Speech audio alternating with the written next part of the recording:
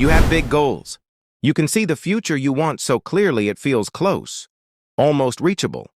You imagine success, freedom, confidence, but when it's time to actually act, you stall, you wait. You promise yourself that tomorrow will be different, and when tomorrow comes, nothing changes. You are not lazy. You are not broken.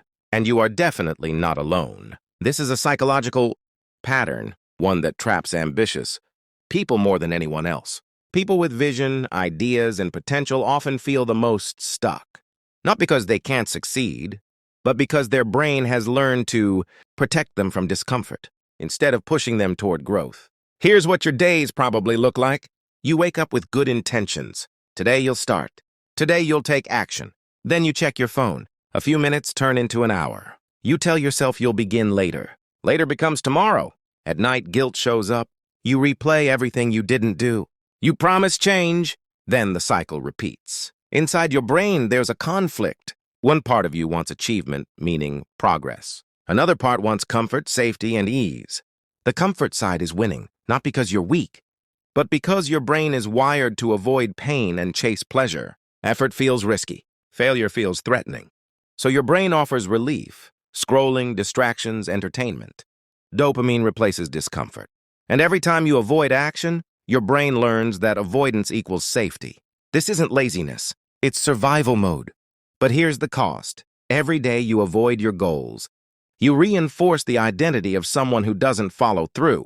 The guilt builds. Confidence erodes. And the longer this pattern continues, the harder it feels to escape. You might think successful people are just more motivated. They aren't. Motivation is unreliable. It comes and goes. Real change comes from structure, not feelings. Perfectionism makes this worse. You wait for the perfect plan, the perfect timing, the perfect energy. But perfectionism isn't high standards. It's fear dressed up as intelligence. If you never start, you never fail. And as long as you don't fail, you can keep believing you could succeed someday. The truth is simple and uncomfortable. Failure isn't the enemy. Inaction is. Action rewires the brain. Not big action, small, repeated action. When you act despite resistance, your brain learns that discomfort isn't dangerous. That's how discipline is built. Start smaller than your ego wants. 15 minutes. One page, one task. Consistency matters more than intensity.